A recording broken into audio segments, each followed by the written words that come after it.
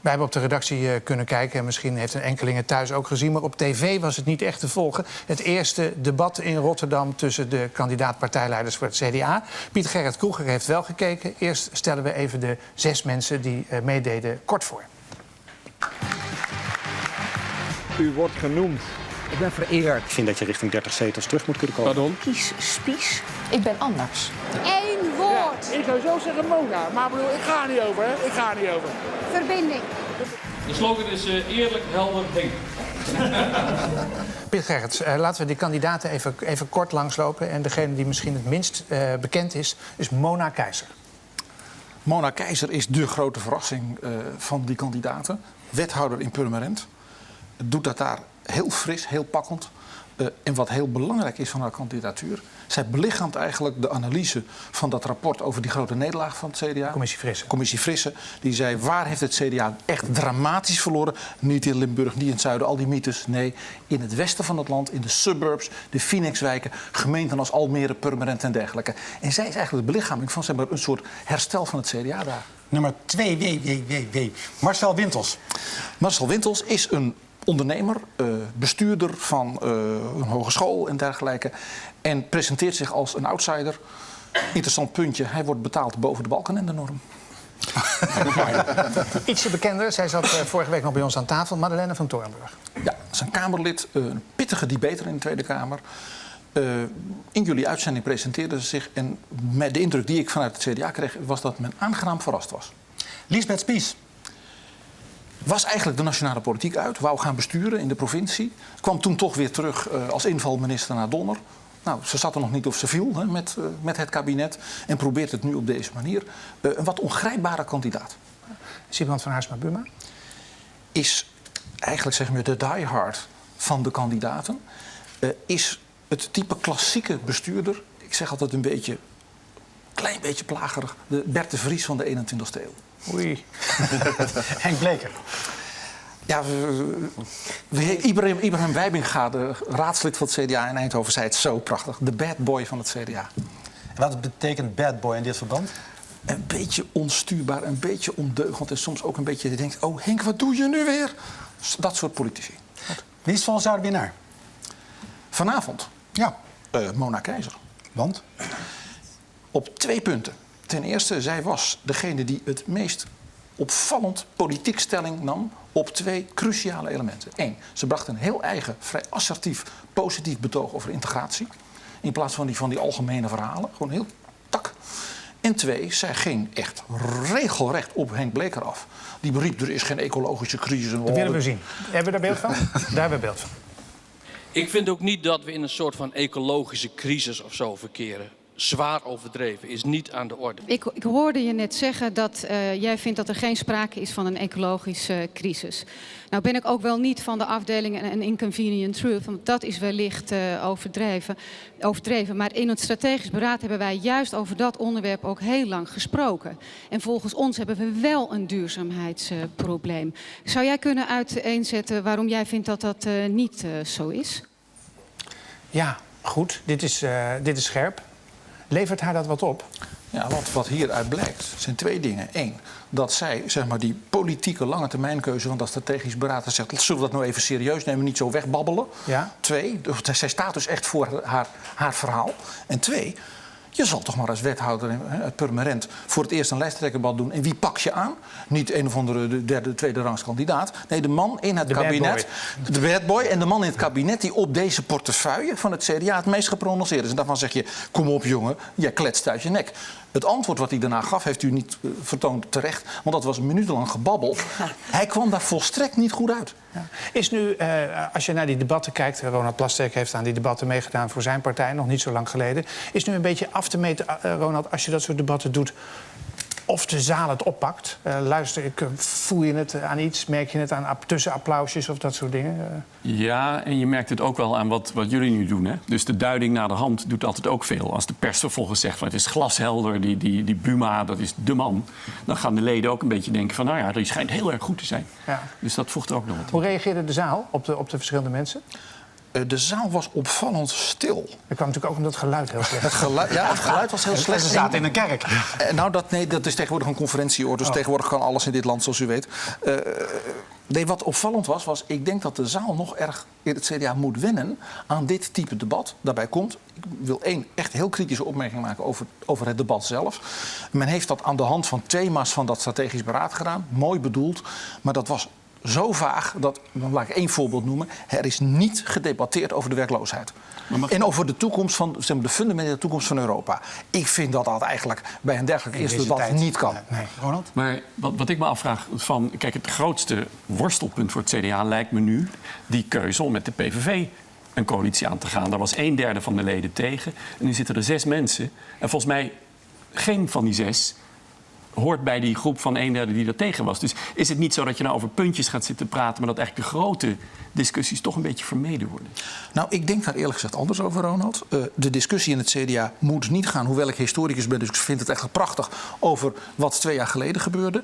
Maar dat is toch gek, want de Bleker heeft daar een hoofdrol in gespeeld bijvoorbeeld. In de discussie is ook een aantal punten aan de orde geweest... op momenten van dat men daar natuurlijk heel kritisch nu ook op terugblikt. Maar de discussie moet natuurlijk gaan met een lijsttrekker van een partij... van wat is ons verhaal voor het Nederland van 2020? Ja, maar in de diepe dal waar we doorheen geloofwaardigheid is dan natuurlijk wel een belangrijke factor. Het punt geloofwaardigheid. En hebben we een goed verhaal en kunnen we dat voor het voetlicht brengen? Natuurlijk. Maar daar heeft Spies toch ook last van, want die vind ik hartstikke goed. Maar je merkte die worsteling die eerste week al... met dat afstand nemen van punten die onder invloed van de PVV... Nee, maar dat is niet waar. Want dat is geen punt onder invloed van de PVV. Dat staat namelijk in haar eigen verkiezingsprogramma. Dat maakt het zo raar. Dat als je voor een boerkaverbod bent... en het staat in je eigen verkiezingsprogramma... dat je dan afstand neemt van je eigen verkiezingsprogramma. Dat was ook zeer onhandig van mevrouw Spies. En daar heeft ze terecht ook last van gekregen. Ja. Blijft dat eigenlijk, zo'n soort last? Of denk je dat dat ook weer overwaait? Nou, het was wel wat je noemt een uitgeleider meteen aan het begin. En dat is natuurlijk toch nooit leuk. Ja.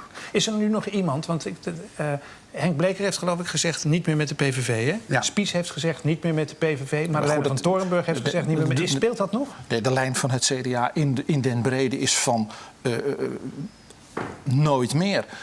Dat heeft met 2 dingen te maken. Eén, de wijze waarop, als je dan zo'n coalitie hebt... dat je als het echt moeilijk wordt gewoon met de deuren smijt. En 2, de hele toon die men is blijven volhouden. Daar hebben dus de CDA-strategen van 2 jaar geleden gewoon echt een fout gemaakt. Die dachten, als we ze er nou bij halen, dan gaan ze zich matigen, dan gaan ze zich gedragen. Maar waarom zit er dan niemand bij die dat zei? Waarom zit dan niet Klink of Heers Berlin dat je zegt van nou, dit was een stem waarvan we na de hand moeten zeggen, die had toch wel een punt? Dus dat een van die 6 zou zijn. Maar Ronald, je kunt die 6 niet verwijten. De Ab Klink geen kandidaat is. Het is ook een vraag. Nu nog een ander punt, niet van belang ontbloot. Het is een lijsttrekkersverkiezing. Ja. Dat moet er dus iemand gekozen worden die voor het CDA stemmen gaat halen. En dat is broodnodig, want de partij staat in de peilingen op 13 zetels. Jij zei, mevrouw Keizer heeft het best gedaan vanavond. Zou zij ook degene zijn die het meeste zeteltjes binnen gaat halen voor het CDA? Dat kun je op dit moment heel moeilijk nog zeggen. We hebben nu de eerste keer van die 6 mensen gehad. Ga er nou vanuit. Er komt een serie van die bijeenkomsten voor de leden van de partij. Want die leden van de partij gaan nu stemmen, niet algemeen Nederland. Ja, maar die zullen ook in hun achterhoofd rekening willen houden met het Dus die gaan dus op die manier ook natuurlijk naar die mensen kijken. En je zult wellicht zien, dat heb je vaker gezien in dit type serie debatten, dat er een bepaald iemand of meerdere, die zie je groeien in hun rol. Dat je denkt van, dat is een groeibriljant. Daar heeft die partij een parel. Dat zou mevrouw Keizer kunnen zijn. Dat kan ook een ander zijn. Je zag aan het slot, dat was heel opvallend, dat Buma, die zich in het debat heel ingetogen opstelde, die wou niet, zeg maar, als een soort macho-leider, de ervaren man, enorm toeteren en domineren. Maar je zag in de slotronde, toen hij dus de vraag kreeg, wat zijn nou de kernpunten van, zeg maar, dat toekomstig leiderschap voor jou als lijsttrekker, toen had hij een passage, daarover klaste niet de rest mee. Laten we even kijken, daar hebben we een gedeelte van. Bij die Elfstedentocht begin je 's ochtends aan een missie en je weet één ding, ik maak hem af. Ik ga die klus klaren. En dat geldt ook in de politiek. Politiek is niet voor weglopers, niet voor afhakers, maar voor mensen die staan voor een klus en die klus door weer en wind ook afmaken. Dat is 1. Er kwam kennelijk nog een 2. Maar nog even, het CDA heeft vooral veel verloren in de steden. In het verstedelijkte Nederland. Dus niet zozeer in de binnenstad van Amsterdam of de binnenstad van Utrecht. Maar de suburbs eromheen, de Vinex-wijken, de verstedelijkte gebieden. Ja. En wie is daar dan, naar jouw idee, degene die die mensen, die groep mensen het best aanspreekt binnen het CDA? Ze hebben de CDA-kiezers, de potentiële CDA-kiezers daar. Dat is natuurlijk niet iedereen in die steden, want het zou het CDA meteen 80 zetels aan. Dat lijkt me sterk dit keer. Daarvan zeg ik denk dat Buma, als hij een heel sterk politiek betoog heeft en een zekere krachtige uitstraling ook als ervaren politicus heeft, die kan dan wel zeker mensen terugwinnen. Ja, en ik zei al even, wat opviel was dat die Mona Keizer een bepaalde benadering had. Want ik dacht, het is geen wonder dat zij in zo'n Vinex-gemeente het blijkbaar toch echt goed doet. Maar hoe is het dan met de populariteit van Henk Bleker? Ja, dat is iets heel aparts, hè, de populariteit van Henk Bleker. Ik heb hem nooit helemaal kunnen verklaren. Authenticiteit wordt dan genoemd. Ik denk wel een zekere grilligheid, waardoor hij altijd weer verrast. Vanavond ook? Ja, het was vanavond een beetje merkwaardig. De vuurpijlen gingen alle kanten op. Hij was tegen kernenergie, ging dus echt op zijn gezicht. Ik heb geen ander woord op dat punt van de duurzaamheid. En het meest merkwaardige was in een tussenrondje dat eigenlijk wat soepel was, waarin elke kandidaat iets over zichzelf kon vertellen. Dus de gespreksleiders vroegen gewoon, wat is het laatste boek dat jij gelezen hebt? Wat is jouw favoriete vakantieland? Gaan kijken. En toen? Kun jij eens even iets noemen waarvan jij zegt, nou dat weet hier niemand in de zaal van mij, maar dat is echt iets typisch Henk. Typisch Henk. Willen we het weten? Niet alles Henk. Alsjeblieft. Eén ding maar, hè? Eén ding.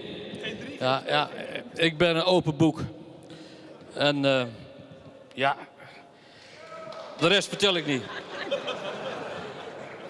Ja, ik heb hier mensen uit de Veluwe. Fantastisch dat jullie er zijn. Naar Rotterdam gekomen. Waar ging het over? Wat is dit nou? Maar Wat zag je hier? Hier zag je dus iemand die verstandig is. Ik zag hier Jack de Vries. Ja. Ik zag, hier is een spindokter die heeft gezegd, ze gaan natuurlijk grappen maken over jou. Over je vriendin. En al die typische, andere dingen. Die typische Henk Geen Bleker Polonaise dingen. meer. En dan komt er eens een vraag en dan zie je hem als het ware in de kramp schieten van de spindokter. En wat gaat hij dan doen? Wauwelen. Ja? In die zaal, hij is nog minuten zo doorgegaan. Hij heeft het gehad over dat hij ook wel eens een boek las, maar dat laatste boek niet meer wist. Hij had ook wel eens een boek geschreven, dat is ook een hoop werk. Nou, dat soort. En je merkte, die man is helemaal lost. En het was eigenlijk de meest authentieke, of die vraag van het soort dingen waar je denkt, nou daar herkennen we Henk Bleker, die heeft dan iets, die heeft een verhaal over een pony of iets dergelijks. En ik dacht, jij bent dus door Jack de Vries al met de afstandsbediening nu aangezet. En Henk, dat gaat niet goed met jou zo. Maar Jack heeft dus waarschijnlijk gezegd, denk jij, vooral geen fouten maken.